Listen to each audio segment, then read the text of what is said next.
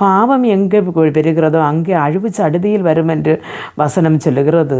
ஆனால் நாம் இந்த தேசம் பாவம் செய்யும்போது நாம் இந்த தேசத்துக்காக நாம் ஜெபிக்க வேண்டி இருக்கிறது. இன்றைக்கு கொலையும் கொள்ளையும் பிடிவரையும் எல்லாம் அதிகம் ஆழ்கடத்தல்கள் அப்படியெல்லாம் ரொம்ப பயங்கரமான காரியங்கள் இந்த சமயத்தில் பயங்கரமாக நடந்து கொண்டிருக்கும் பொழுது நாம் எருசலேமினுடைய சமாதானத்துக்காக ஜெபம் பண்ணுங்கள் என்று ஆண்டவர் சொல்லுகிறார்.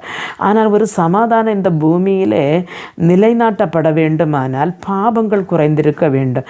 அப்போ நம்முடைய தலைமுறையை பார்த்தால் அதிகமாக பாவத்துக்கு தான் அடிமைப்பட்டு போய் கொண்டிருக்கிறார்கள். ஜனங்கள் பாவத்திலிருந்து விடுதலை பெறவும் தேவனுடைய ஒரு இரக்கம் பெறவும் நாம் ஜெபிக்க வேண்டும். ஆனால் அந்த நாட்களிலே ஒரு அழிவு வருகிறது. அது ஒரு நியாய தீர்ப்பின் நாட்களுக்கு சமமாக வேதம் சொல்லுகிறது.